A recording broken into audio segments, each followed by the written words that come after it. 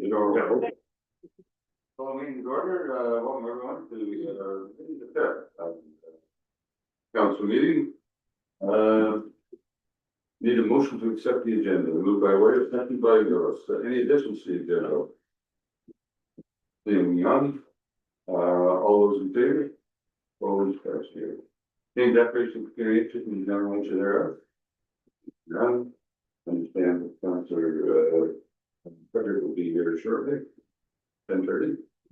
Before we get into the minutes of the previous meeting, we have an introduction. So Kelly, congratulations, and who is introducing? This is Kala Tripp. So Kala is now filling in on a contract basis for our protective services clerk role. So she's sitting up at the front there with Jen. Very happy to have Kala here with us.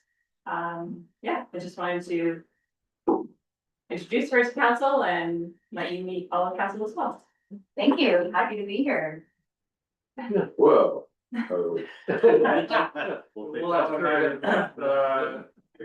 Yitma, have you met all the councillors, Kelly? I haven't. Okay, so Councillor Yitma on this side, Councillor Pickett's away, and we have Councillor Gillis at the front, Councillor Booker and Councillor Way, and I think you met the rest of the stuff.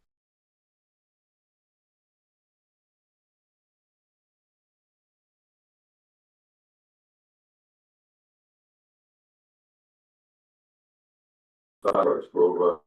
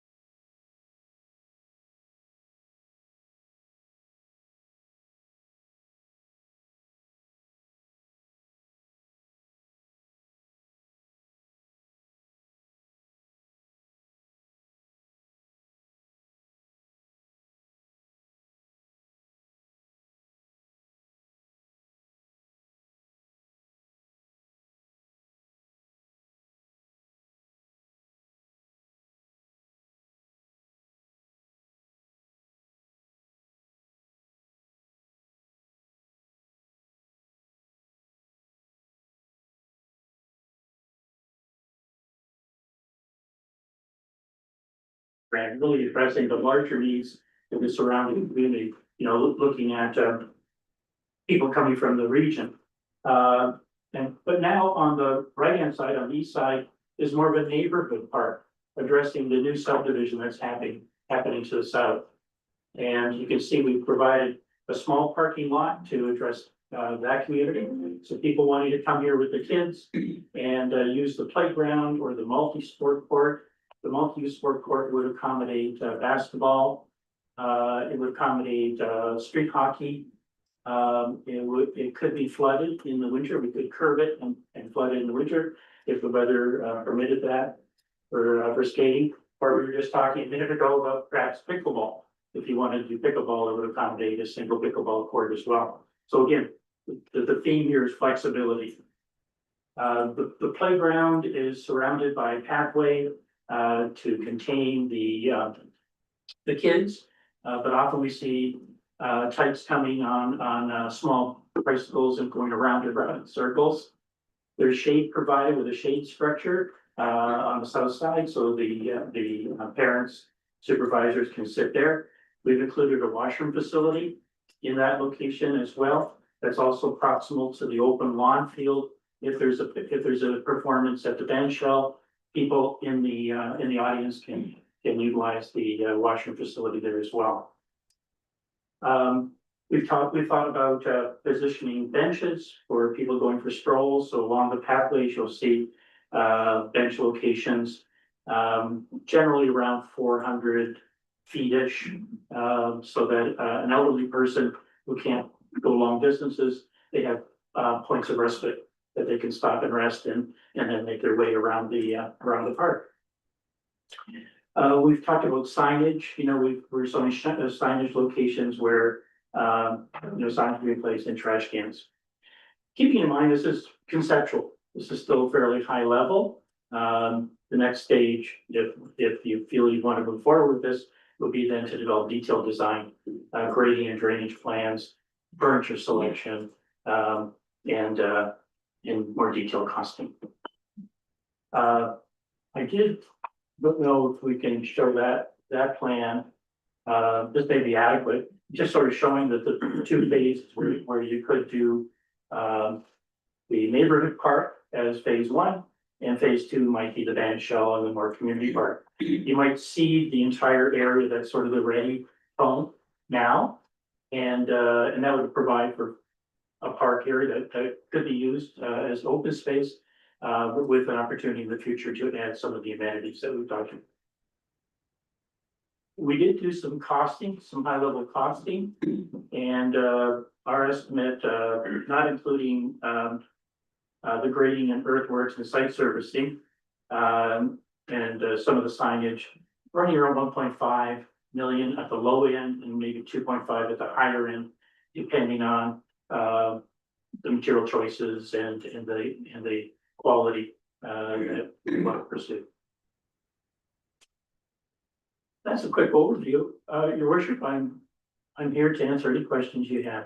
Okay, so, any questions or comments from council? Go ahead, Councilor. Yeah, through the mayor to you, these washrooms, they're gonna be open 24/7 or will they be closed at night? I'm just looking down the road. like- Yeah, that's an excellent question, and we are often asked that, and we're often asked the question about vandalism and maintenance. And that whole industry has really evolved. The washroom options we have now are much better than they used to be. And there are some standalone self-cleaning units that are now available. They're made out of Montreal. And they can be open 24/7 if you want, but you can control that with an app on your phone, regulating when it's open and when it's not. So if you have let's say an event happening here and it's an evening performance, you can leave the washrooms open, just select it on the app, and not to go there physically to monitor that. And if someone goes in and uses it, the unit cleans itself afterwards, which is, amazing. But they're expensive. Many of the ones we're doing now are 3-part washrooms, so we're doing men, women, and family in the middle.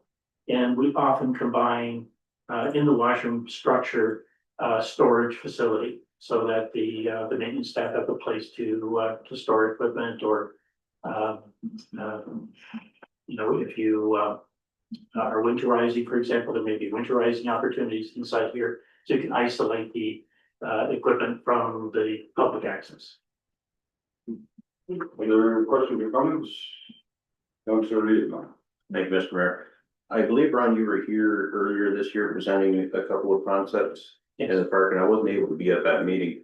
So I'd like to back up a little bit. You said you had some pretty successful community involvement in this plan.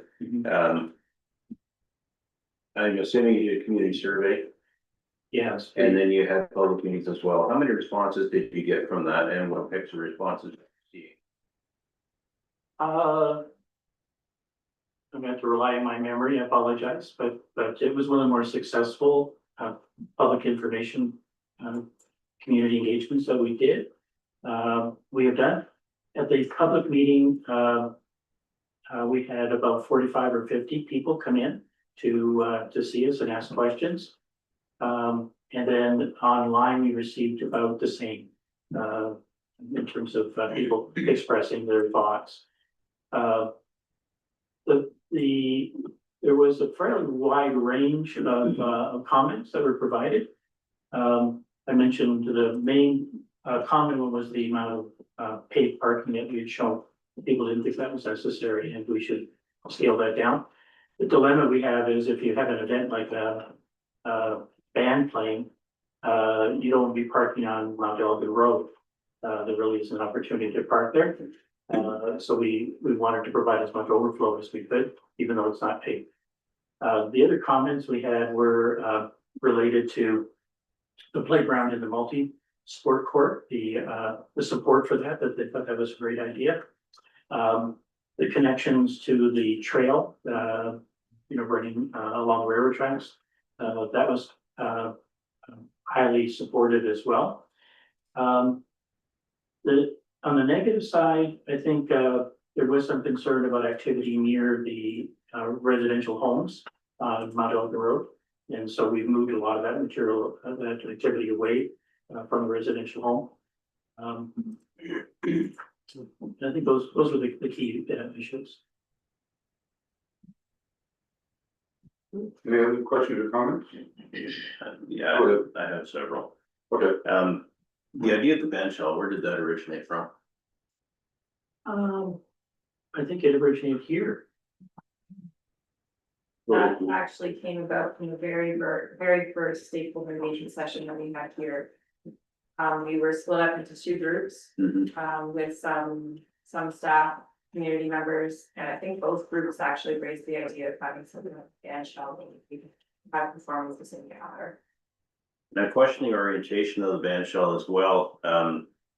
Based on the way it's sitting here, my understanding was it was gonna be much further into the corner up along Mount Elgin Road where the road access is shown there now. I question whether it's going to project a lot of sound into the subdivision that might not be welcome. Yeah, the bench shell orientation, in one of our earlier concepts, swung around closer to the residential homes. So we positioned it closer to the east where the multi-use court is now, so that the sound would be projected towards the railroad tracks into the country rather than coming the other way. The problem with that orientation is late afternoon sun is then going to be in the eyes of the performers, and rotating around made that work a little better. The other, and so we positioned it where we're showing it so that you still have presentation to the open lawn area. If we moved it, we tried some options where we moved it closer into the corner, but because of the geometry of the site, you're sort of going into this triangular wedge. And in order to get the audience in the right position, it swung the band shell around so it projected more into the residential neighborhood. So we found this would be the best option. The other thing we did with the band shell, rather than making it a purpose-built structure, you can see we call it a band shell picnic pavilion. And we've located it with the picnic area so that it may have a single step up, but it's not really highly elevated. And if a performance, so we have a high ceiling, And if a performance would benefit from having more height, you just put a platform on the deck. So that, on a day-to-day basis, the community can use this as a picnic setting. We can have picnic tables underneath the canopy for shade and rain protection. But that can just be easily moved aside, and it can be adapted, for, performances as well. So I used to chair what was called the Mount Elgin Parks and Recreation Committee. I represent the area that encompasses the park right now. I've been involved in at least a couple of community surveys, that we were trying to solicit opinions from the residents. Currently, we have a ball diamond at the community center that for a long time was vacant, but has had some use in the last year or two. I imagine there's gonna be a fair amount of pushback when the residents find out that there's not gonna be a ball diamond in town anymore. And I have to be quite honest, I'm relatively disappointed with this plan in that there's no purpose-built field for any type of sport here. I recognize what you're saying about being able to play soccer in the open area in the center, and I would definitely recommend that we do something like that if this is going to be the plan that we go with. But if you don't have opposing teams playing an event, do we really need all the parking that's drawn up here? The parking, I think, is adequate for, people coming and parking here and then using the trail system. Parking here to use the, multi-sport court, the playground, people just picnicking. That's what we sort of estimated. I mean, you don't have hard numbers on this, but from our experience, that's how we determined how much paved parking there would be, on the space. And then the rest of the site would be overflow parking. The issue of a baseball diamond, it depends on what level of play you want. This site was too small to accommodate, like senior play, hardball. You just don't have enough space to accommodate that. If we're doing junior, for softball, then we could probably squeeze one diamond here. But it basically would just be a baseball diamond. That's about accommodate in the open field area. And then it would squeeze a lot of the playground and multi-purpose uses down into the lower corner closer to the residential properties. It's hard for me to gauge the size, the scope of the areas here, like that open area in the center across from the band shell. How does that relate in terms of size to, say, a standard size soccer pitch?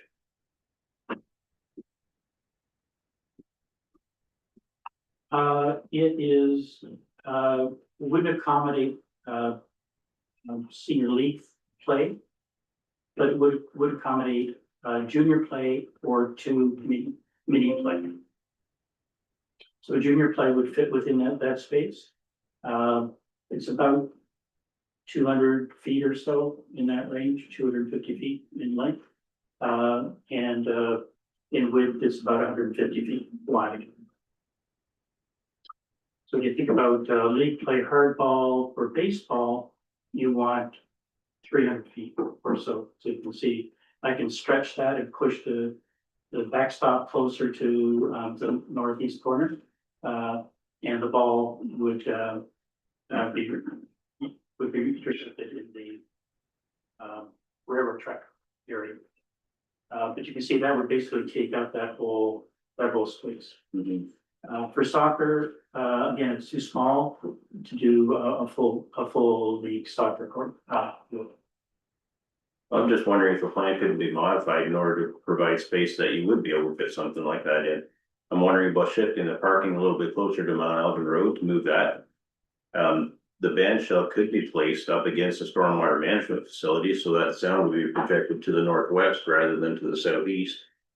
Now that does create some crowding in the center of the park because you have all your amenities right in the center with pretty much open space all around. But I'm wondering if that might be something to look at to provide more open space for higher levels of play. So you can look at that, band shell In the south, you put the sun in the eyes of the audience. So the performers are now looking north, but the audience watching look down at the sun, towards them.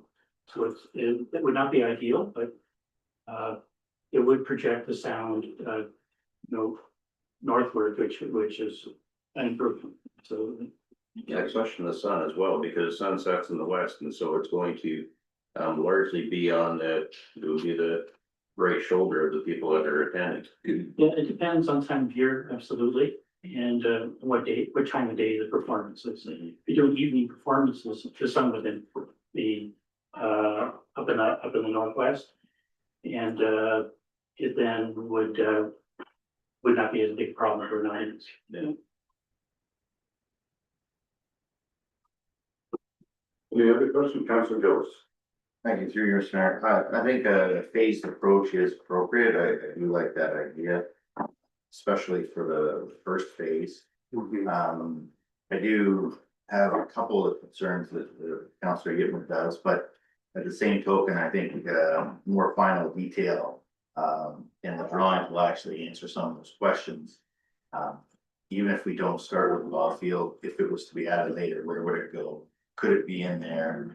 Stuff like that, be kind of part of the process to think, okay, this is how it is now, but if we were to change it, add this and this, how would it work and where would it go? And I think further expansion on this is probably a good idea. Other comments? Or further? I was just gonna mention, so during the consultation that we did, we actually, one of the reasons there's not a ball field in here, because we actually didn't really do that in the sessions that we did and on the feedback that we received. So my thought is, we're not looking at making any final decisions on this and the components of this today, but I do think maybe we should take this with, more of a finalized plan and put it out in the community and see what we hear from them. We can do that through social media and through our newsletters and things like that, just to try to continue to get more feedback. But that's the reason why there isn't a ball field in here, because what we heard the most was, the band shell. We heard a lot of it wanting to have walking trails that connected, and the ability for parents to be able to kind of walk around and watch their kids while they're playing in the playground or on the multi-use court, that kind of a thing. And the idea of the multi-use court being able to flood it in winter, have skating there, that was something we heard. So I think we should continue that public consultation process before making a final decision on it. That's my thought. Any other comment? Councilor Gittman? Thank you, Mr. Mayor. I would agree that we need to flesh this out, and I would love to see the community have another look at this before we make any hard decisions. Couple of minor questions. Ron, regarding the parking area that's up against the residential and Mont Elgin Road in the one corner there, are there sound mitigation measures short of building a concrete wall up against the neighbor's house? Is there ways that we can mitigate sound such that we'd be able to use that space for other activities? Or is there not really a great way to do that? There are two parts to that question. One is the functionality of that space. There actually is a utility corridor that runs right through there. You can see sort of very thin lines, not sure they show up on your image, that show where that corridor is. And that whole row of parking adjacent to the residential lots, the row of parking on the east side is on top of that corridor. So we really couldn't put anything structural that uses up about a third of that space. The second part of the answer is the only effective way to deal with sound is through concrete walls. It's density that reflects the sound. But there's another dimension to sound, and it's the psychological impacts.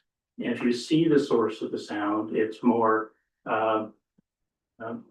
impactful. Like, people are more upset when they can see it.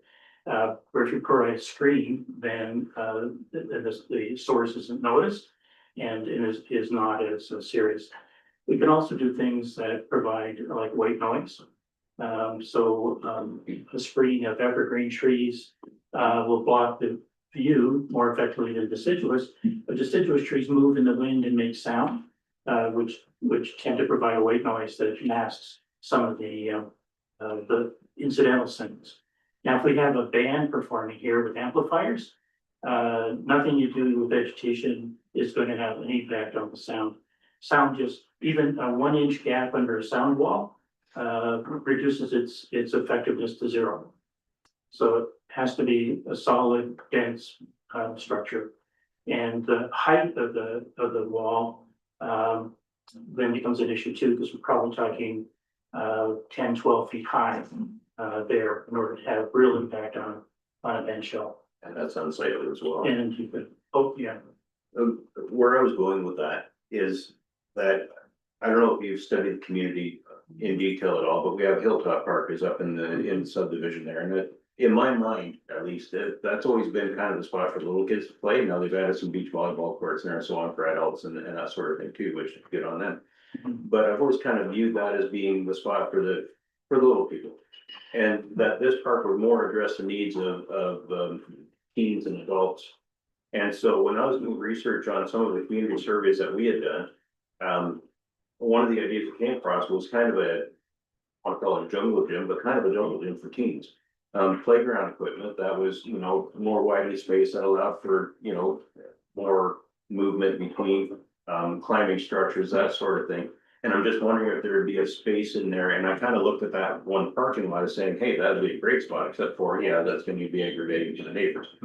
But I'm just wondering if we can look for something like that, that would give some stress relief, some activity for that,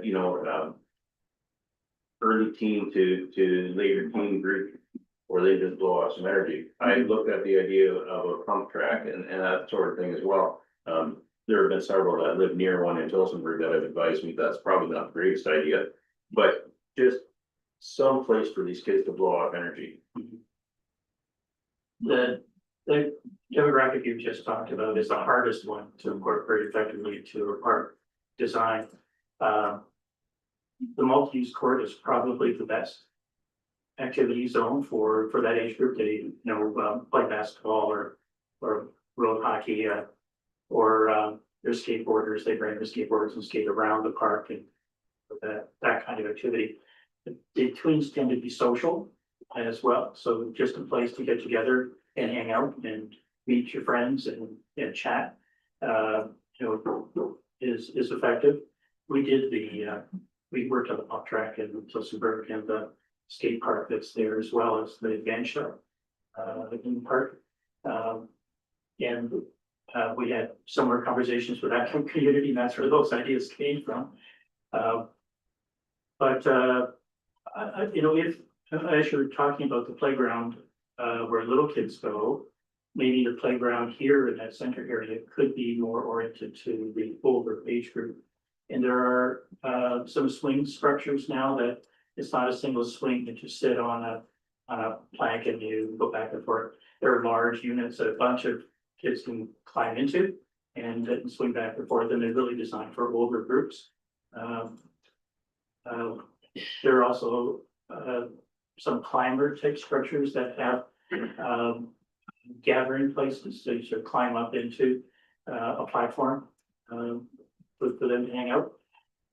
With that age group, supervision is even more important, because bringing teams together, I think, is important. If there's something active to blow off steam, is really important.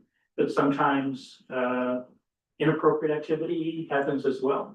And so when we're laying the park out, one of the considerations was supervision from the street. And so the police can drive by and make sure that everything is okay in the park. So off of there, police can drive by and you can see they get a full clear view of the playground and multi-sport court. They drive by Mount Elgin, they can see the band shell, put the band shell near the street where people could supervise it.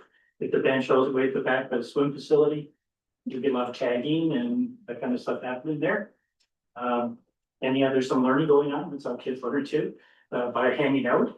But we want to be able to regulate that in a way that's passive. the principles we use are called SEPTED, crime prevention through effective design.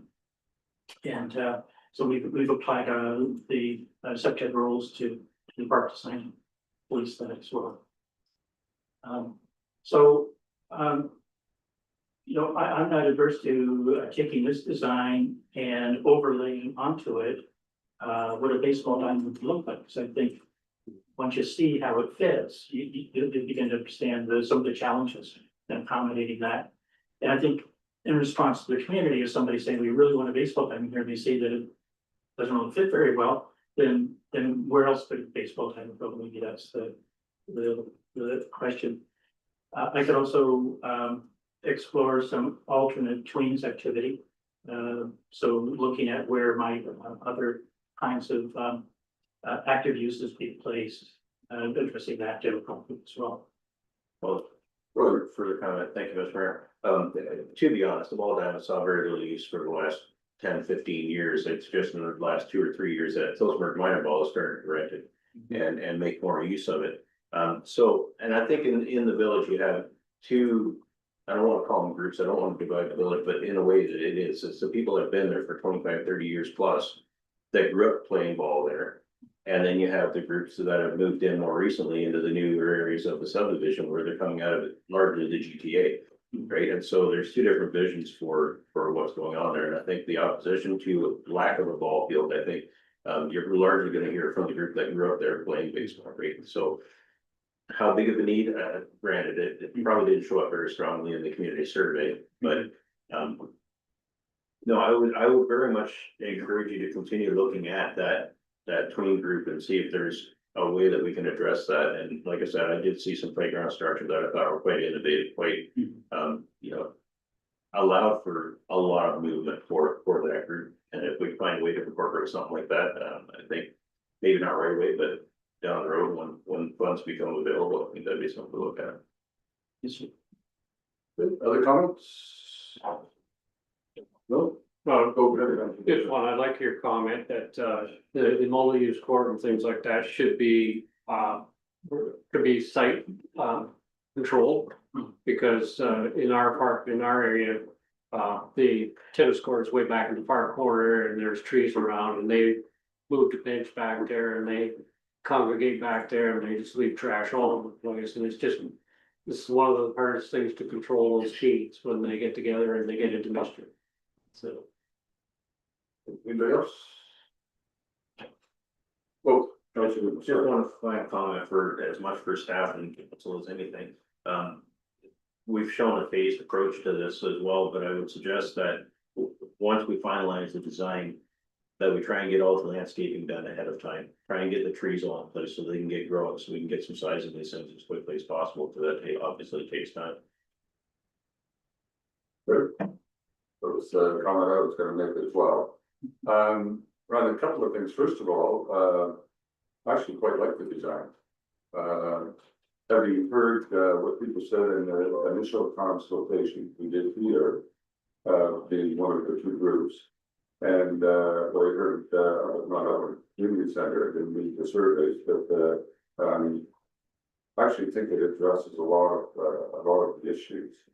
As we talked before the meeting about the idea that public parks seem to have evolved to where baseball and soccer and all that are in those parks, and the more passive recreation around these parks, and having open space for kids to run the soccer ball. So I see that open space in the middle as being kind of waiting for, these folks' times. When I played ball as a kid, it was in the front lawn.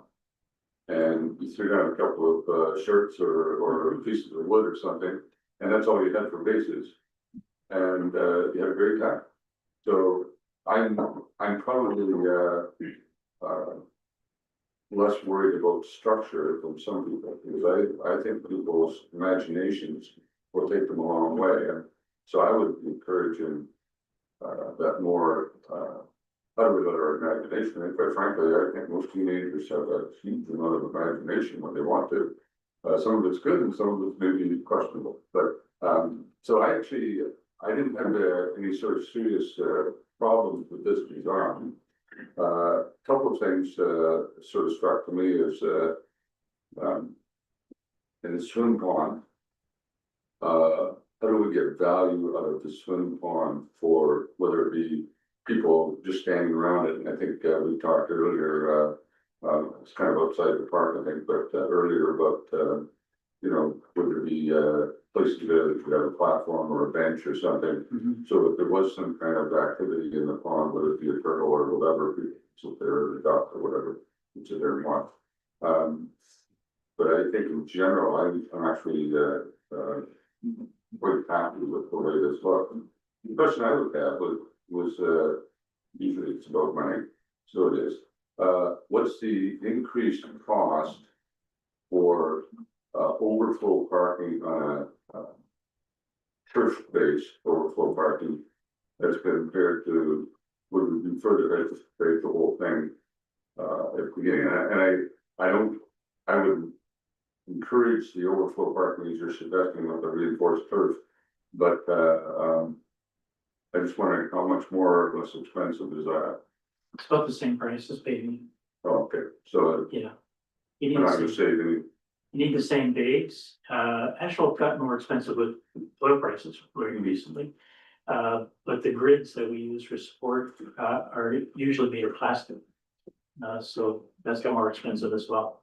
And the cost for these grids, plus the extra labor necessary to fill them with topsoil and then seed it is about the same as the asphalt. So there's no, it's more of an aesthetic consideration, so you're not paving as much area, you're using green instead.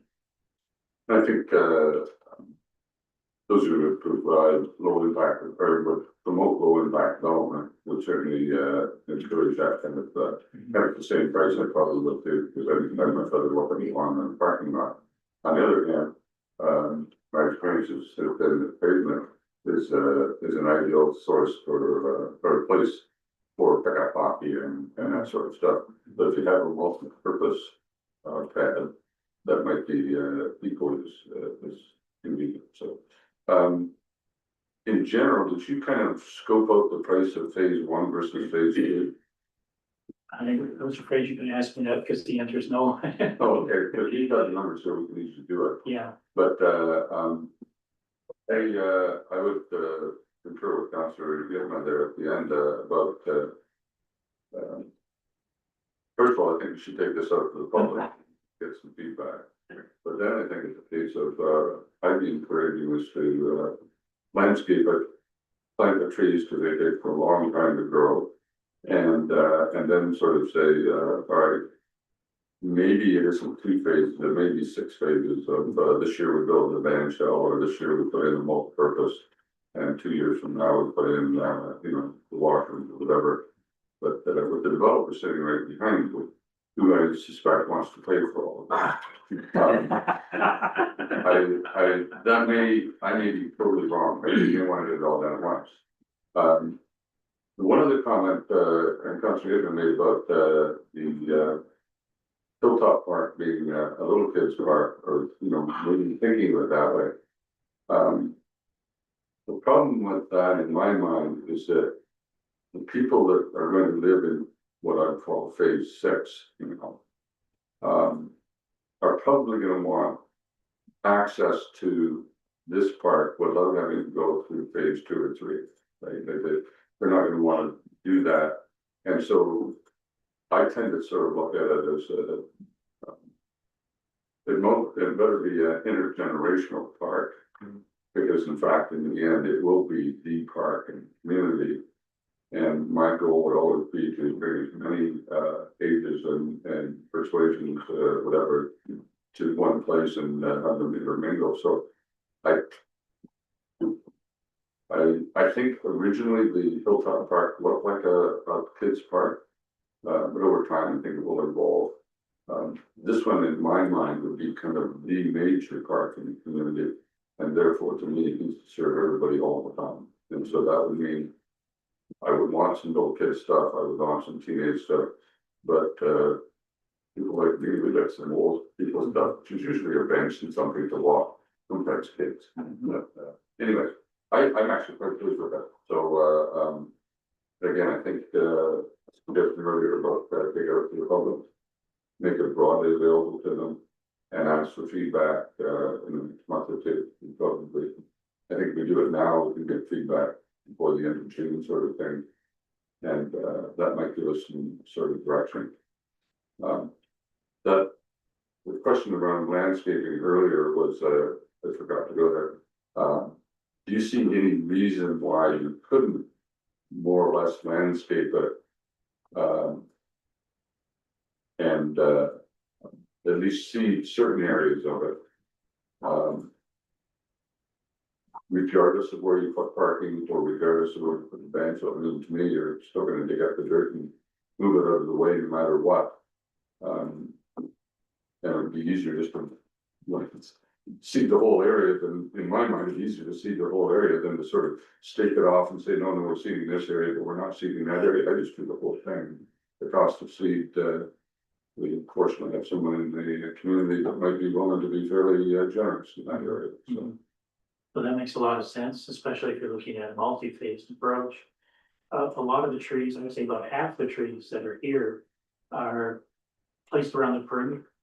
And you've got to meet existing grades, match grades there anyway. So planting trees there as early as possible will give you the best growth potential. And you know, in the areas where we get like close to the multi-use court or adjacent to the playground area, we leave those trees out for now. And then once those phases move forward, the planting would be associated with those sections being completed. All along the railroad tracks, all the way around the perimeter by the neighbors, along Montgomery Road, all those places could certainly be planted right away. Okay, other comments, councillor? Thank you, Mr. Mayor. We have the developer with us today. I wonder if we'd be able to open up and ask him for any comments. Or I guess if he wants, go ahead, Brian. Thank you, Mr. Mayor, and, council, staff. Ron, I was glad I was able to make it to the meeting here this morning and hear your presentation because I think it's a really good start, a really good plan. I like the idea that perhaps phasing could be the key to get something going as soon as possible. And that we could work on those areas. The topsoil's there, you know, in terms of spreading and coming to final grade and then seeding it. You know, we're prepared to go forward with that as soon as council gives us the light to do that. And I say that because I spoke earlier with Councillor Yeoman in terms of, you know, should we do it all now or should we wait till we come up with a concept?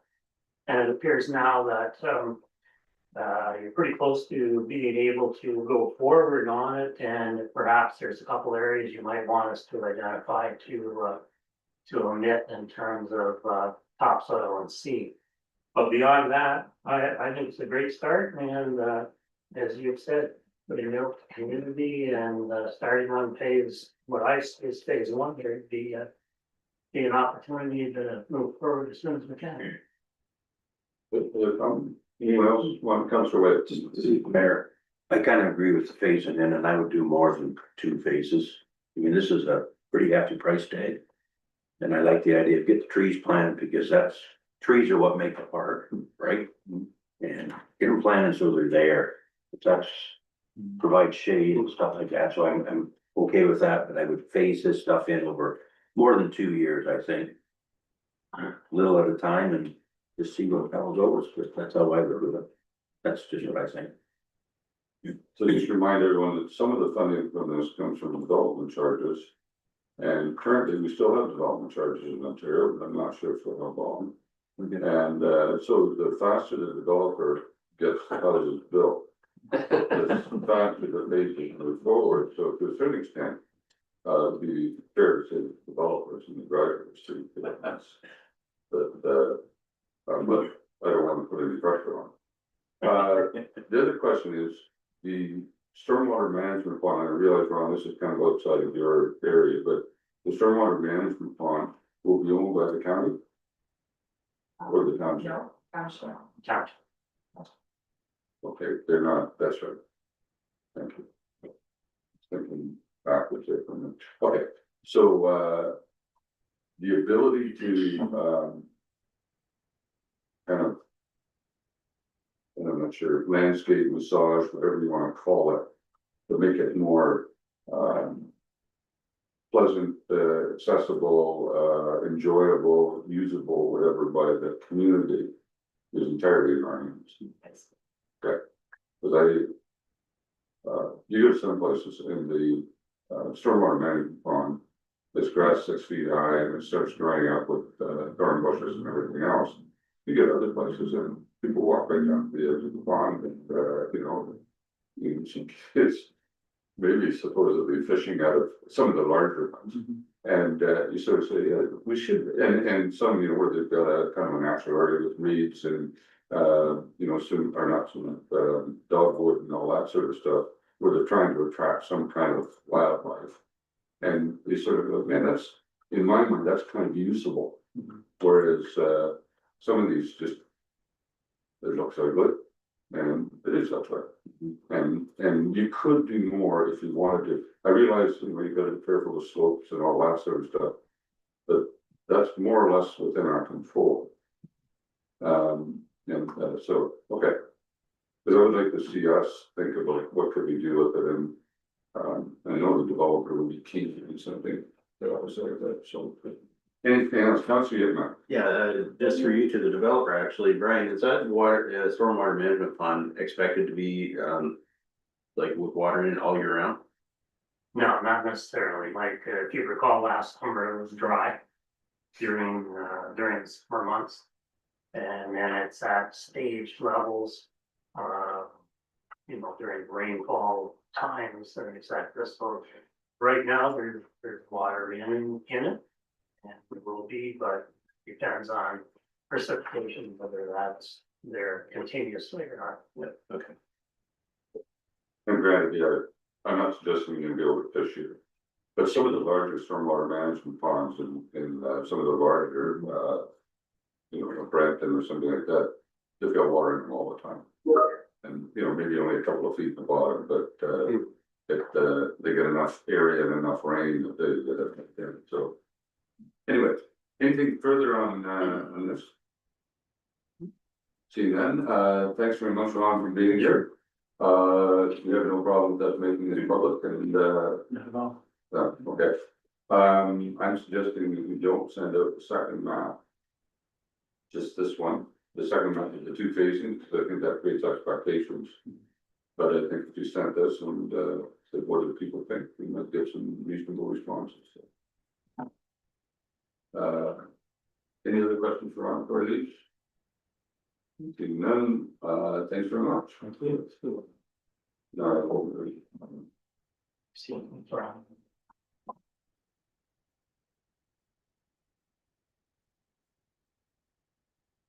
okay. Back to the agenda, I think we're at, staff reports.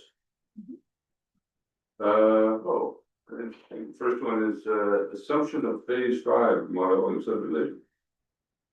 And Julie, you wanted to say? Thank you, Mayor Newbury. So the purpose of this report is to request council's authorization to assume phase 5 of the Mount Elgin development subdivision. All subdivision works have been completed in accordance with the agreement, and Oxford County Public Works staff have confirmed acceptance of the water and wastewater infrastructure. The developer has also provided the required statutory declaration confirming that all accounts have been paid and there are no outstanding claims. Township staff have reviewed the works and have no outstanding concerns as well. So based on this, we are recommending that we proceed with the assumption and authorize the reduction of the letter of credit that we currently have on file to 10,000, which is to be retained during a 1-year guarantee period in accordance with the subdivision. agreement. Thank And you. with that, if there's any questions. Thank you. Any questions? The public works and drainage, county all looked at it, the fire chief looked at it. Is he satisfied with phase 5? Anything that raises its ugly head for you in phase 5? No, not currently. The, cistern that's there is probably in phase 3 of 2, oh, 4. But that was the only thing I read through here about the fire chief comment.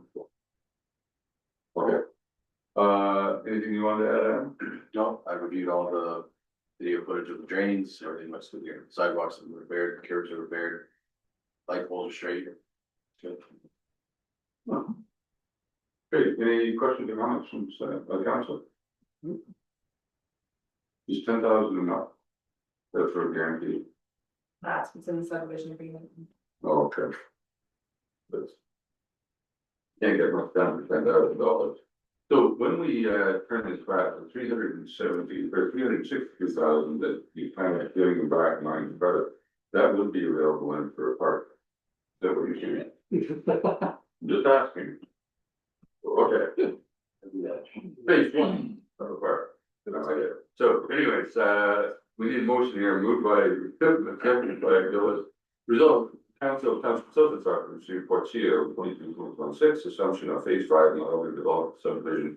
Plan 41M 379 is information for council authorizing the assumption of municipal services for phase 5 subdivision. Council authorized reduction of the letter of credit held as security for phase 5 from $272,228 to $10,000, with the remaining $10,000 to be retained for 1 year for the 1 year guarantee period. Any discussion? Being none, all those in favor? Opposed, that's carried. Were you waiting for the reduction of credit due to the other one? All right. Moving on into the drainage tribunal, Julie, please. Right.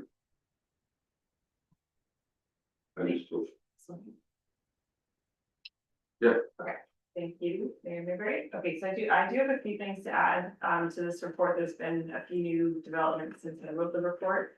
But in general, the purpose of this report is to provide council with information following receipt of the drainage tribunal's decision regarding the municipal drain. In summary, the tribunal has set aside the engineer's report and directed that a new report be prepared. The primary reason for this is that the tribunal determined that there was insufficient analysis done of the existing retaining wall that was built as temporary emergency works. And they also suggested consideration of stormwater management options, which came up during the hearing. The tribunal has also directed that the cost of preparing a new report be borne entirely by the township and not assessed to the landowners. However, the legal and engineering costs associated with the preparation of the first report, as well as the appeal cost itself, may be included in the total cost of the drain and assessed through the future report, which is to be developed. At this stage, we have met with the drainage engineer, and they are in the early stages of moving forward with work, and the general approach can be summarized as follows. They will be meeting with the upstream landowners to explore stormwater management options, including water and soil control berms or basins, and to receive feedback on this option. They'll also be meeting with the affected downstream property owners to review potential design concepts and alternatives to the original design. They are going to be retaining an independent structural engineer to assess the existing retaining wall and determine whether it can be incorporated into the final design. They're also developing preliminary design options to include a potential stormwater management pond, partial enclosure, and any required wall modifications along with associated costs and assessments. And they're going to bring those options back to the affected landowners for input before finalizing the revised engineer's report. In terms of the cost of this work, the preliminary estimates are approximately $8,000 to $20,000 for the independent engineering analysis of the retaining wall, and approximately $15,000 up to possibly $50,000 for the engineering work required to prepare a revised report, and that's going to depend on the scope and level of the consultation. So these costs were not included in the 2026 budget. That the initial cost be funded from the township's legal reserve. We currently do have approximately $75,000 in the legal reserve. At this time, I am not looking for any decisions or specific direction from council, and I will be bringing back more information as it becomes available through the engineer, through their analysis and potential design changes and alternative options. And with that, I'm happy to try to answer any questions that council may have at this time. Any questions from council? So, while they're thinking of their questions, stormwater management, and berms and that sort of stuff, are they suggesting that upstream landowners are willing to have berms and, stormwater management, in their fields? That's what they're gonna be meeting with them to discuss, to see if they're willing to have them in their fields. And then also to explore how much land will be required for that and houses that would be needed to compensate that. I'm guessing on count the number might be low. No problem with them exploring, based on deals, and just reason to create land in the first place is because you want the land, not stormwater. Okay, and the engineer's report is somewhere between 30,000 and 75,000. 70,000, basically what we're saying, by the time you get the engineer and the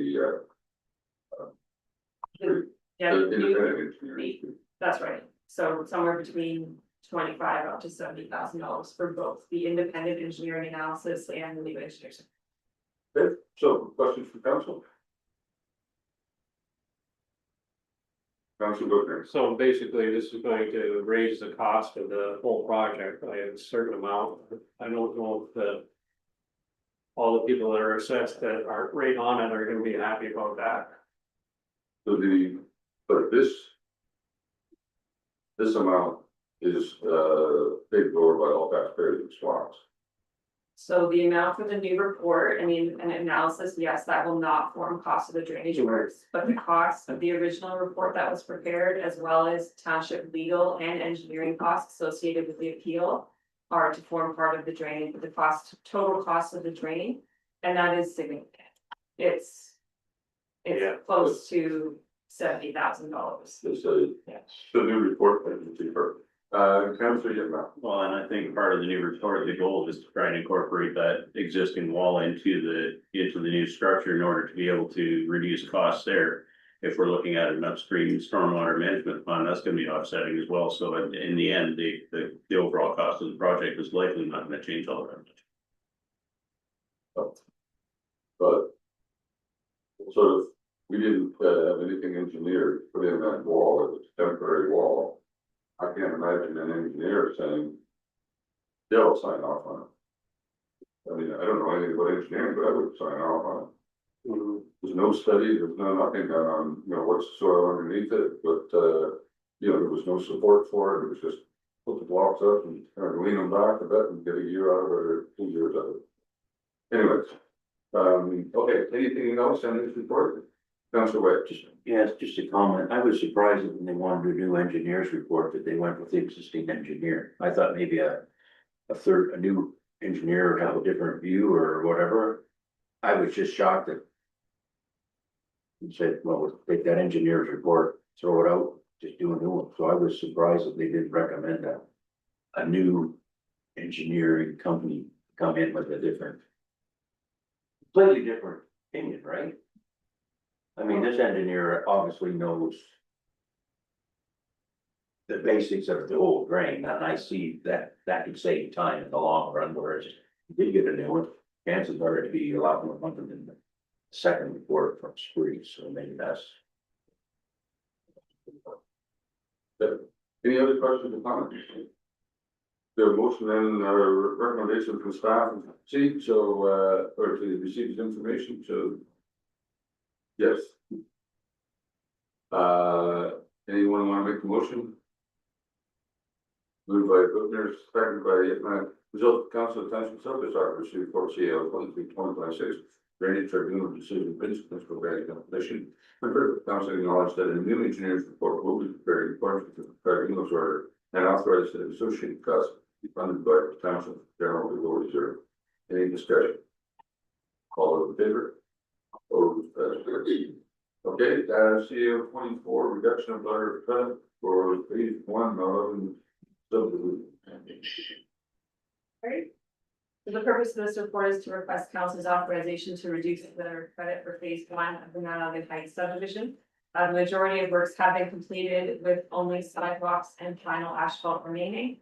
Oxford County has confirmed that the underground services are complete and the maintenance period has commenced. Based on the value of the remaining works, the developer has requested that the letter of credit be reduced from 1 million to $306,755. Staff are satisfied that this amount appropriately reflects the outstanding work that is required, and we are recommending approval of the reduction of the letter of credit. With that, I'm happy to answer any questions the council may have. Any questions on this one? Adam, you're sure you can get it paved and sidewalks for $306? Correct. Good. Anyone else? That's the So does this cover all the streets? In. just phase one. Okay, that's what I thought, so. Okay. Any discussion? Seeing none, we have a motion then. Moved by Davis, seconded by Yermak. Result council attention such as GA 24-26. Rejection of letter of clarification on the Arlington Heights subdivision, SB 2111-4 is information. Further, the council authorized reduction in the letter of credit held as security for phase one from $1 million to $36,755.25 in accordance with the terms of the discussion. None, all those in favor? Opposed, that's carried. Now, Brian, I just want you to remember, you're going up on $1 million extra in your pocket this morning. Yeah, you're aware. Those are called my own dollars back. So. Once they're gone, Brian. That's Once my they're gone. experience. Okay, thanks for Probably that, Brian. close right there. Thank Thank you very much, Mr. Vic. Do you have anything you wanted from us? Besides the million? Well, we're glad to hear that you're going to proceed with the park here. I think that was an excellent presentation this morning, so I look forward to that. And you're in the building, schedule, upcoming schedule that becomes of that, so. All those things. Okay, good. Thanks very much for being here. All right. CO 25 updated procurement bylaw and its review and consideration. So my understanding is you did want comments. And it's not an addition or passing this bylaw today. That's right, so this is a complete rewrite of the township's procurement bylaw, so I'm presenting it to council today for first consideration and review. I'm just looking for feedback and comments today, if there's any other changes you'd like us to make or to look into, not looking for bylaw today. Primarily, the intent of the rewrite was to modernize the language that was in the bylaw and to improve the clarity of the bylaw. We tried to make it a little bit more user friendly. The existing bylaw is very long and also incorporates schedules which have very detailed processes and procedures, and this proposed bylaw removes those details and delegates that authority to the treasurer so that we can make some modification to those specific procedures, and that includes things like how we tender and how we RFP things, whether or not we can use electronics, accept electronic submissions, templates for documents that we might use, that kind of thing, just so that we can make some of those administrative changes at the staff level rather than having to take it back to council for a bylaw amendment. There is some changes with respect to approval authority, so this does allow a member of the senior management team to approve a purchase up to $100,000 as long as it is already approved within the annual budget. And it is not as a result of an irregular bid, which is outlined in the bylaw as well. And then one of the other changes is non-competitive procurement may occur up to 25,000 rather than 10,000. Which is a consistent change that we see with many municipalities now. And we have experienced some challenges when we're getting bids for things around that $10,000-$15,000 mark. Going out to try to get 3 bids for something is not always the most practical, and it also does it takes time for the contractor to provide us with those bids, and it is frustrating for them. So we're hoping that we can alleviate some of that. There are local contractors that we work with regularly to provide certain services, and we know that we are getting good value for that work, so trying to reduce the number of times that we actually have to go out and get 3 bids when we know that This is a contractor who's worked with us, knows our systems and things like that. So those are a couple of the key changes in this, provide that. I'm happy to try to answer any other questions that council may have, and also we're just looking for some feedback and direction that you might have, and then we'll take it back, review it. This will require a review from the township's auditor as well, and then we'll bring back a finalized version at a later date.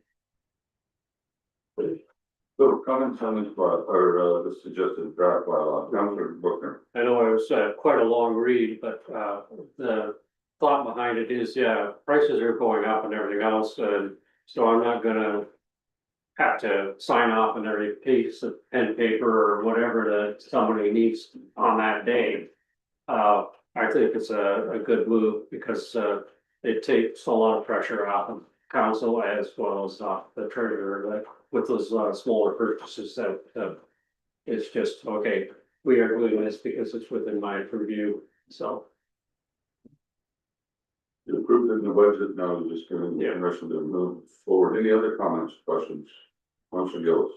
Yeah, thank you. To the CEO, I thought it was a good report. I think the chart at the end actually kind of helped me kind of get my head around this a little bit more than anything else. The one thing I will say is, I know that Buy Ontario thing was to come out most recently, it's been added to this.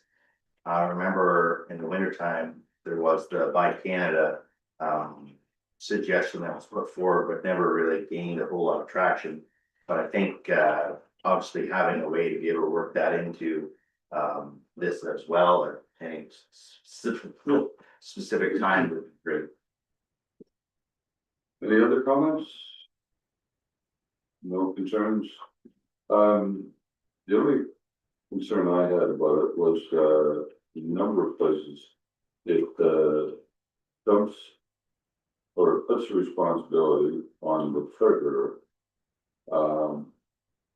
And I'm just wondering, if the treasurer is comfortable with it. I know the department heads and all that sort of, are gonna recommend, but, the couple parts that I wanted to mention is that, treasurer in consultation with CEO, because ultimately, you know, anything, if anything went wrong, I'm only blaming the CEO. No, you're responsible. Yeah. It's not that I don't trust the judgment at all, like, there's nothing like that about the treasurer. But, quite frankly, if the treasurer were making mistakes and the CEO didn't even know that they, you know, are being done, I'm gonna blame the treasurer. And so that, I just wonder if from your position as CEO, do you feel like you need, sort of that kind of, yeah, at least consult with me or at least inform me that, you know, we're gonna accept this bid or that bid or this tender or not accept or whatever. I realize in restricting tenders or restricting bidders, CEOs involved, and I think that's certainly appropriate. But I just wonder, in reviewing it, if you and Brooke might want to talk about, is there any place here where she would feel better if, or the treasurer would feel better if they had kind of backup? But frankly, I think if Adam brings something, for example, or Sean brings something to, Shane brings something to, the treasurer, probably gonna be pretty happy, but it's your neck that's sticking out there, not theirs. That would be, there's quite a few places I think that would be appropriate in terms of like accountability and responsibility that it may involve. I would agree. Any other comments? Any other suggestions or improvement? I certainly agree with the upping the dollar amount. And I was very pleased to see that this is a short version of 27 pages. Can you imagine what the long version is? You think the Bible is slow reading, you shouldn't read it, so. Anyways, anyone want to, test the recommendation? Moved by Gillis, seconded by Webb. Results, Council Township Report CEO 25/2026, updated procurement bylaw, initial review and consideration for information, further the council provide initial review and direction on the proposed updated procurement bylaw attached to this report has been obtained. and further that staff be authorized to finalize the draft permit bylaw in consultation with the township auditor as appropriate and move forward a final bylaw for council's consideration at future meeting. Any discussion? Seeing none, all those in favor? Opposed? CO 26, Judy, please. Mary Berry. So this report provides council with a summary of the results we received from the request for proposal for the childcare component of the proposed new municipal office, library, and childcare facility in Mount Elgin. The intent of issuing the RFP was to gauge the interest from qualified operators to better understand what services may be offered through this facility and to gather information to support both the detailed design process as well as the development of a future funding plan for the facility. So we did receive 4 submissions from experienced providers, and the evaluation team completed a review based on the criteria that was outlined in the RFP. Based on that evaluation, Oxford Community Childcare was identified as the highest ranked proponent. They reflected strong experience within Oxford County delivering childcare both in home and in childcare center settings, demonstrated operational and financial capacity, and a high quality program model, which aligns with provincial best practices and requirements. The recommendation before council today is to endorse Oxford Community Childcare as the preferred proponent and authorize staff to proceed with developing a memorandum of understanding. This would allow us to continue to work with them through the detailed design phase, as well as refining the financial and operational framework for the childcare center. This is a similar process that we're going through currently with the Oxford County Library Board. There would be no final agreements approved at this stage. Any future lease or confirmed financial arrangements will have to come back to council for consideration. I will note that we received 4 very good proposals. I would say that 2 of them really stood out over the other 2, just in terms of their capacity, their experience developing, their experience providing childcare within a rural setting was very strong. There was one proponent that was not from within Ontario. They didn't have any operational experience within Ontario, so they did score lower for that.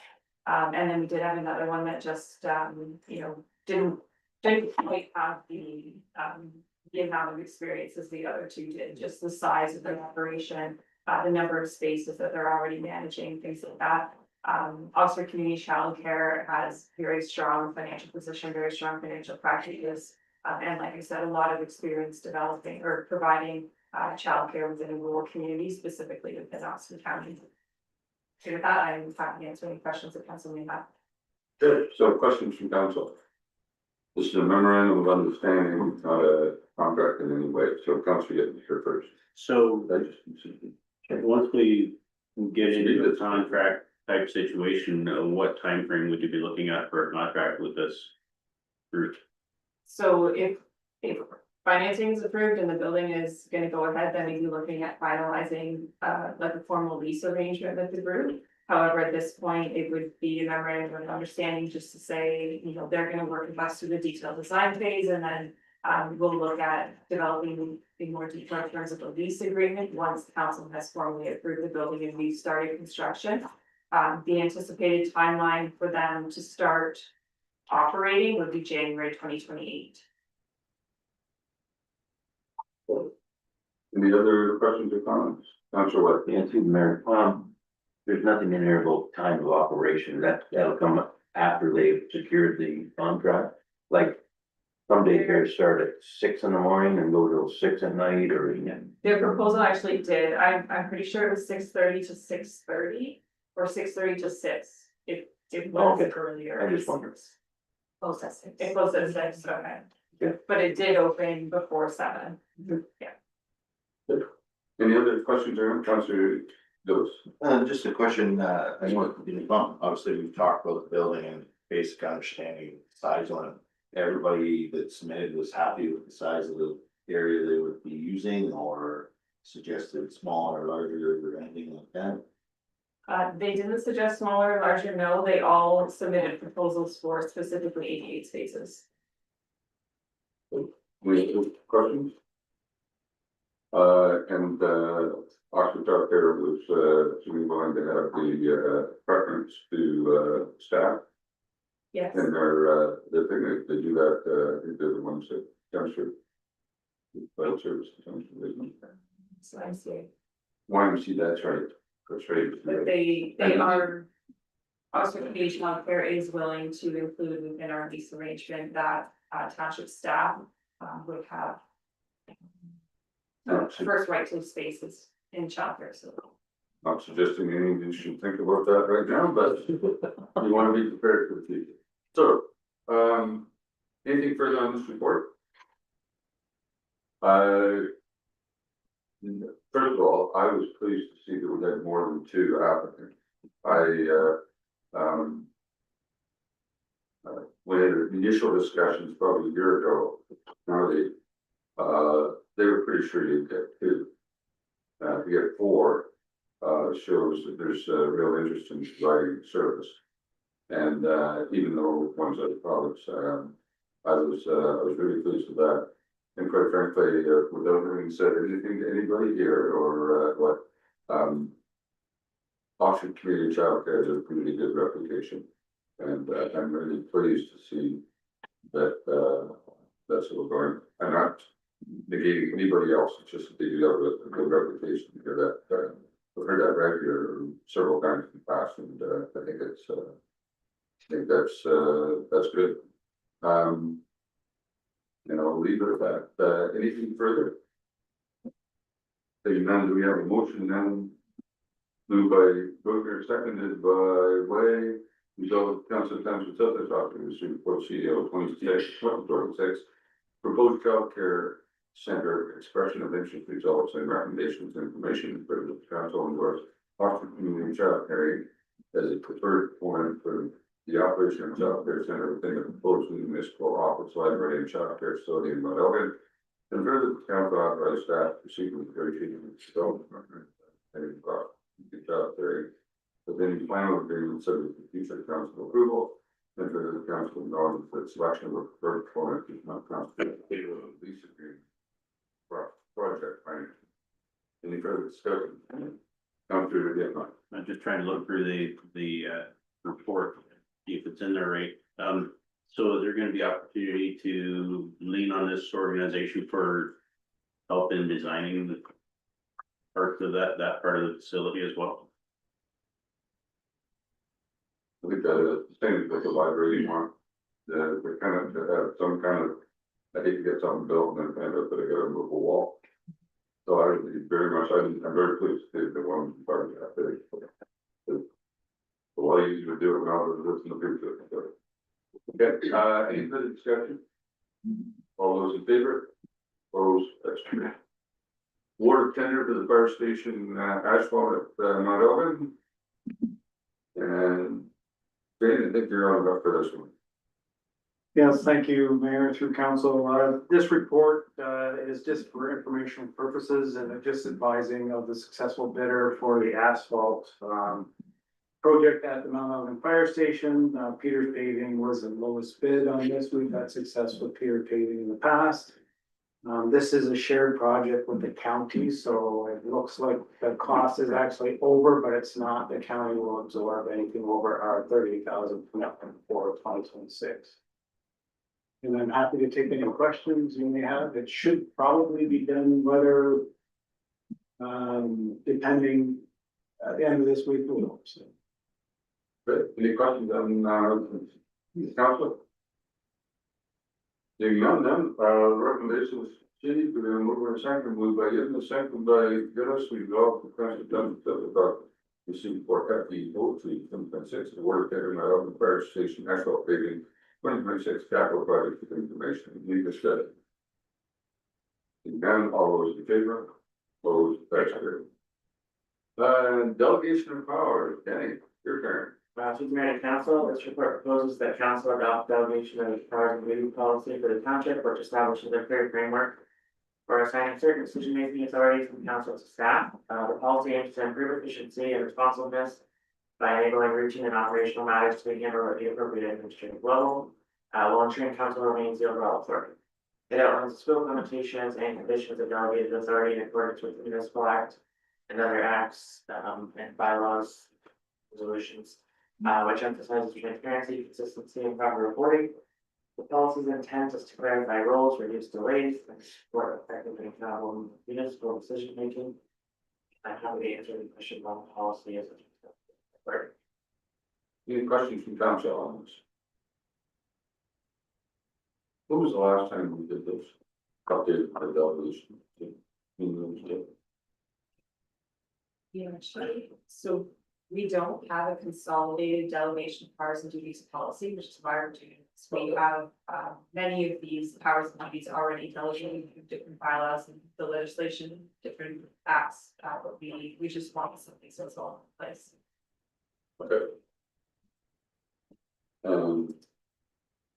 CEO is consulted, I see under 3.71. Sorry. 3.71, the CEO shall be deemed to include the CEO. The delegation. Management manager, same question as the one on procurement policy. A lot of this simple stuff. I don't have any problem with the clerk or whoever doing it. But I'm just wondering at what level does the issue come that should be raised. I mean, safe plan control if that's when we exist. Okay, that's yours. Good, so. Just to arrange or just make a comment on that, what you just stated, the 3.71 provision is just to state that any delegation made to a manager also gives the CEO the authority to That's right. exercise those powers. So the CEO has powers over everything delegated, whereas managers are more specific to address. Right, any other questions on this? Seeing none, there's a motion then to moved by Booker, second by way, Joe, Council Attendant, took this off to receive report CL 15/126. Delegation of powers and duties policy as information, and for the council to delegation of powers and duties policy as presented. Any discussion? None, all those in favor? Oh, that's good. Declaration of council vacancy. Danny, please. Through the mayor council, this report advises the council on the required steps following the passing of Councillor Valerie Durston and the resulting Ward 3 vacancy under section 259 of the Municipal Act. Council must formally declare the seat vacant, which may occur at one of its next 2 meetings following the death of a councillor. This report brings forward that declaration at the second meeting. The act establishes the process for filling a vacant council seat. Once declared, council must choose within 60 days to either appoint a qualified individual or hold a by-election under the Municipal Elections Act. However, a by-election is not permitted in this case due to the March 31st deadline, due to it being an election year. Accordingly, staff will return with options for filling the vacancy by appointment at the next meeting on May 19th. I'm happy to answer any questions. Okay. So, any questions on this report? The obvious one then is, do we have to appoint someone for the last 3 or 4 months on the council? We can't have a by-election. Shocking, that wasn't going to, the topic. But do we actually have to? And the reason I ask that is, no matter who you appoint, will look like you're giving preference to one person over another, not knowing if anybody's putting their name forward for nomination. So I just, that's my concern here is if you appoint somebody and then they put their name forward for nomination, or if someone put their name in for nomination and they appoint them, does it look like they're giving preferential treatment or an advantage for? Anyways, and if we don't have to appoint one at all, probably good with that too. So I'm just curious, what's your answer? To the mayor council there, one of the options will be that there would be a call for application, so everybody in the township will have an opportunity to apply to sit as the council for Ward 3, make a presentation to council, and then council make a decision as to who the appointment would be. The legislation is very clear that a by-election cannot proceed after March 31st, but the legislation does not speak to not filling the seat after that date. So the legislation does require that a vacancy be declared and that the seat be filled without, and it's very clear that a by-election cannot take place on March 31st, but the legislation does not state that the seat can remain vacant So how long after time vacant must you fill a seat? 60 days after the results been declared. So 60 days after today. Would be the 1st of July. Well, That's okay. it'd be 6-7 meetings left. Okay. Any questions or comments on that? See, no, Councilor White, Just a comment. I was thinking we would be able just to leave it vacant because of its election year, but obviously Penny says you can't. This could be a drawn out process, depends on when people apply. Right? We don't know. Like, get someone in, it could be August before they come to their first meeting and then. go ahead. Through the Mayor Council, so the report coming back to the next meeting will essentially direct staff to allow the call for applications. We'll probably open it up for a 2-week period, having those applications in, and then bring those applications forward at the second meeting in June. To then make an appointment at that meeting, so that'll be the timeline for your 60 days, and then it'll be the expectation that that seat is then filled, so that the meeting in July should have a complete in that seat. Good. So we went through this process, that's how we got Councilor Booker, a few years ago. Yeah. But it was earlier in the term. We could have done a by-election, we decided not to, so, I just think an election years, in my mind, it's a little bit. Anyways, okay, any further comments? Seeing none, do we have a motion here to declare the vacancy moved by Dillis, seconded by Way. Result of Council of Township Clerk Dr. Mr. Report CL 16/2026 separation council vacancy Ward 3 information. And further, Council of Township Clerk Officer in accordance with section 262 of the Municipal Act 2020-2001 hereby declares the office of Councilor Ward 3 to be vacant. Any further discussion? Seeing none, all those in favor, those, that's clear. We're down to discussion items, Earth Annual General Meeting, this will be the new building. Anyone who's interested, are you looking for, I think they want to know number of attendees and, Voting delegate. Voting delegate is? Yep. There's a proposed motion. So, sorry, I have it here. Oh, you have it, it's not, I was gonna say, I read through this, I didn't see it. But, okay. And what's the motion? First of all, who would be interested in going? I think it's June 4th. June 4th, yeah. I'd be interested. Okay. Anyone else?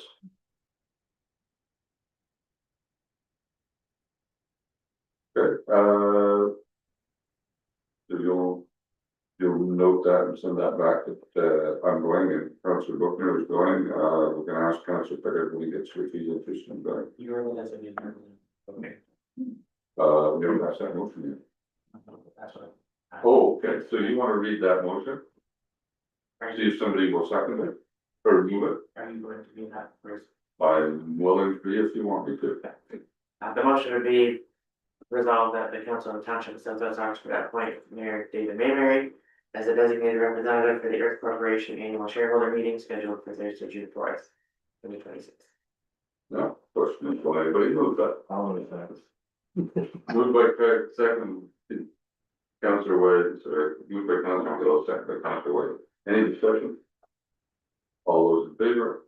Opposed, that's good. Okay, consent agenda. Anything, in the consent agenda there? Councilor Gills. I just wanted to mention number 2 there. That sounds like a good news story. I was kind of a little leery about how this was gonna work out, when the green bin program first started. And it would be interesting to know how much is actually coming from Southwest Oxford, so. If Adam's been weighing those loads to find out how much. Nice to know that. Okay, I think, there's been an expectation in Woodstock, in some areas in Woodstock for a while, and I think, the option there has been fairly good in some places, or some areas of Woodstock. But like anything, when you try to change people's habits, it takes a while. I'm surprised it's done as well as it has.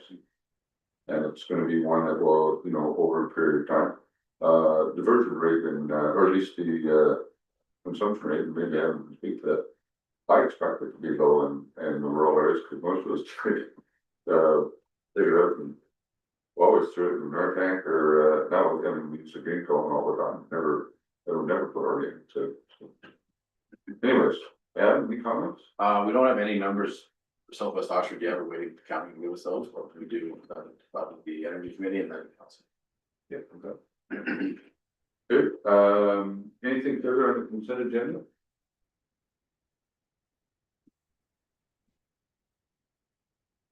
Let's see, oh, sorry, Councillor, yes, Just at number 16, once again, it sure would be nice if those things were written in English. okay, make it simple. Pleased to see the support for the AORs. We get good support across the province, people saying that we want to make sure that we're protecting public works, you know. Anything else? And we have a motion then to receive, consent agenda for 1 to 22. Anything that anybody wants to support, so, okay. And the motion is? Note file 1 to 22.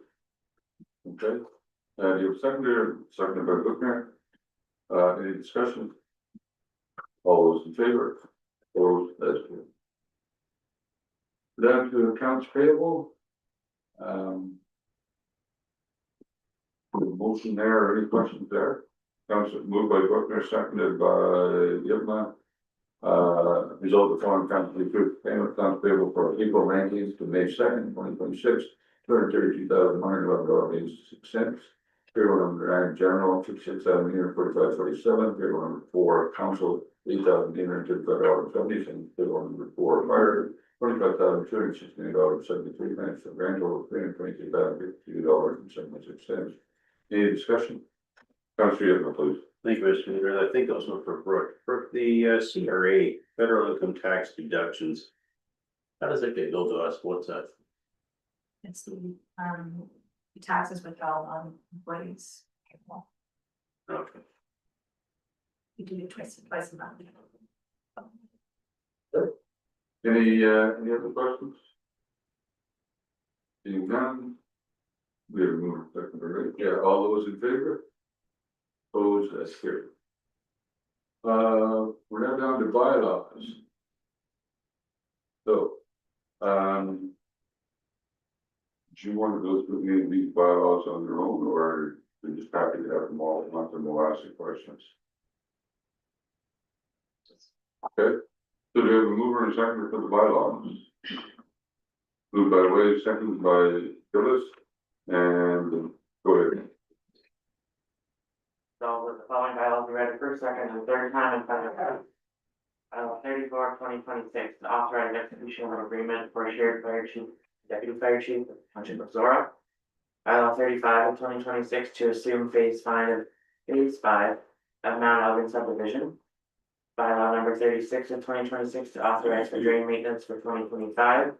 Bylaw number 37/2026, to provide for the levying of taxes for the year 2026. And bylaw number 38/2026, to amend zoning bylaw number 25-98 as amended for zoning file 4-25-09 for 143-480 Hawkins Road. Okay, any questions on any of those bylaws? Councilor Yipma. Thank you, Mr. Mayor. The first one, 34-2026. Just a minor thing on page 20 of the bylaw, I guess it is, or the report. Just a verbiage issue there under item 5.4. That says the sheriff fire chief, and then it says ensure compliance. And then the next 1, 2, 3, 4, 5 lines are all, they've changed tense. And so I think you want to tidy that up to make it all consistent. Thank you. I'm sorry, what number was that again? 5.4.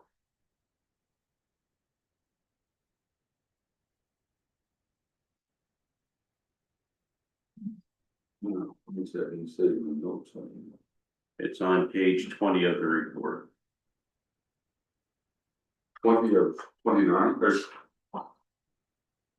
Yeah, page 20 of 29. there was another one where the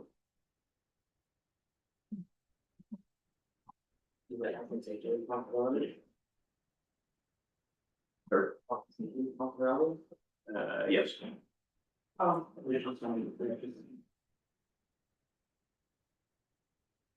it's another one. Where it's, there's a list of 1 to 8, but really the last 4 are part of the fifth. And fourth one. Oh, yeah.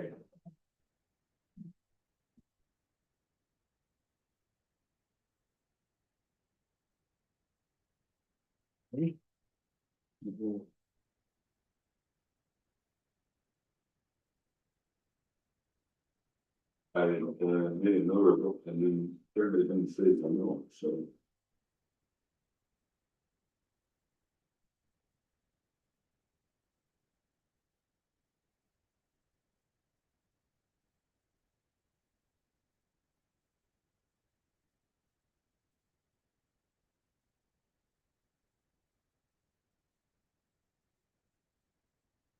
Okay, any questions or comments on this?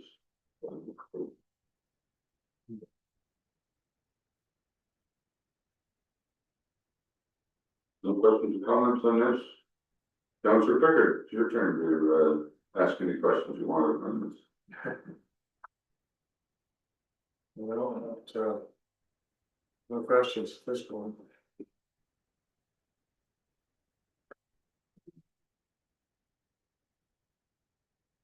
Say what, since we're in the middle of this, why don't we take a 2-minute break while I find that place for which. And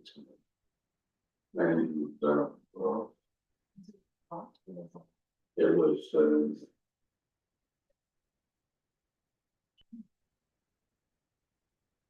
I don't think they meant it. So.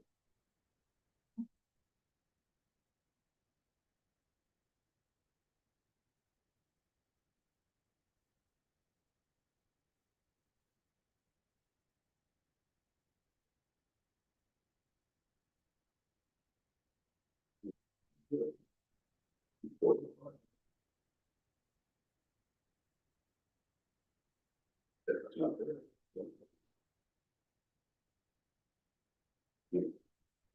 Okay, I must agree that. Okay, so that bylaw, any other questions on the bylaw? Bylaws, any? Seeing none, all those in favor of using first, second, and third readings? Yep. First, second, and third readings? Opposed, that's carried. Okay, any notice of motion? Any new business? Council roundtable? Councilor Pickard, you're all fresh and ready to go, what time is it, Ward 5? Sorry to be late. I had a meeting this morning and I told them not to make it on Tuesday, and what did they do? They made it Tuesday morning, so. And I had to go, so I apologize for that. Yeah, Speedberg is Ward 5, we did a fundraiser, again, asking people for donations. We're looking for money for our playground equipment. We were looking for $7,500 in donations. We doubled that. So we're having a meeting, I think May 12th, and we're gonna decide, how we want to spend it. So it's kind of it's good news starting with this. Otherwise, baseball starting up. We got 10 teams. They're all girls teams. And there's 2 men's showcase teams. So that's a good news story. Fish fry is coming up. The Lions will be doing a fish fry June 13th. So I'll take us now. That's it. Okay, and Councilor Yurma. Thank you, Mr. Mayor. Mount Elgin Community Center had their yard cleanup last Saturday. Pretty good turnout, and we had the whole thing tidied up in about 2.5 hours, so great improvement from last year, so that was good. We're going to run another cornhole tournament on September the 25th as a fundraiser for the group. And then trivia night is in November. Again, we're gonna do another trivia night. That's been well received by the community, and I can't remember whether it's November 13th or 20th, but it'd be one of those two. Pretty sure it's the 13th. That's it for them. Durham Center Hall Board is going to meet tomorrow night.